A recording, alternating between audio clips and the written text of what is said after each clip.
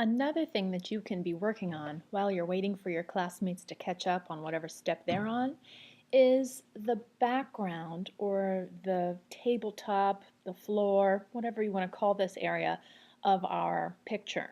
I'm going to show you how to make this strip of textured and painted paper next. On our bottles project, your bottles will need to be sitting on a ground of some kind. This is part of our picture's background. For this particular picture that has all 12 colors of the color wheel, we need a color down here that is going to not be one of those 12 colors of the color wheel. So we're going to make this gray, something that is not on the color wheel, to allow these colors to show up and shine. So I'm going to show you how to get basically the background of your picture finished. We're going to make this strip of ground textured and painted.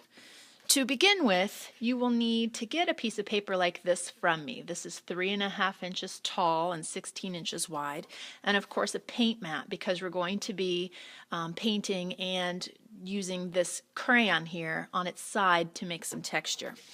You will also need to select a texture plate. I have a whole basket of these plastic plates that have different types of texture on there.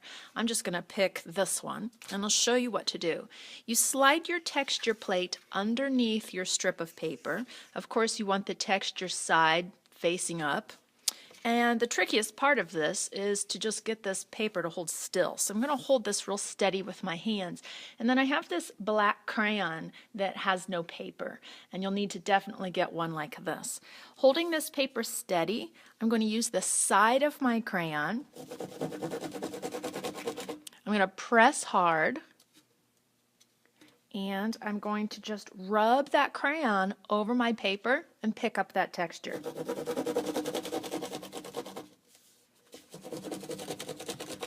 Notice how I'm holding this paper steady until I run out of room, and then I just slide it down and continue.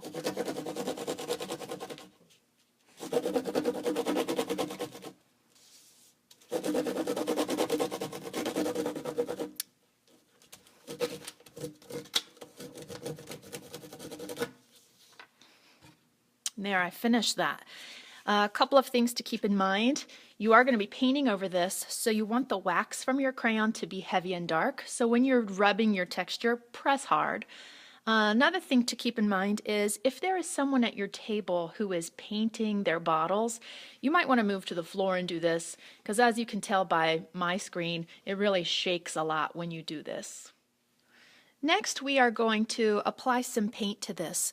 This paint looks black, but it is not. It is a really watered down black paint. And so when I paint it over this, it's actually going to be a gray color. So you'll get a cup of this paint from me. Grab a brush. This is where our paint mat comes in handy. And you are just going to paint that watered down black paint all over this strip of paper.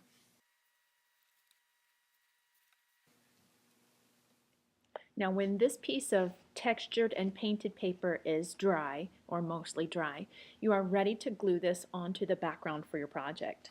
Now this paper right here you will have to get from me. This is the actual project paper, the one that you will be turning in. And so the very first thing you'll need to do on this, of course, is write your name and your code on the back like always. Then we're going to take this piece and we're going to glue it to the very bottom. You can see that I'm using my glue to glue around the outside edge of my painted paper. You do not need to glue anything in the middle. We're going to flip this over and I'm going to position it at the very bottom of my white paper, matching up the corners and the edges. And then you'll have it just like that. I'm showing you the bottom. And like with any paper, you'll have to hold it for a few minutes for it to really get stuck down.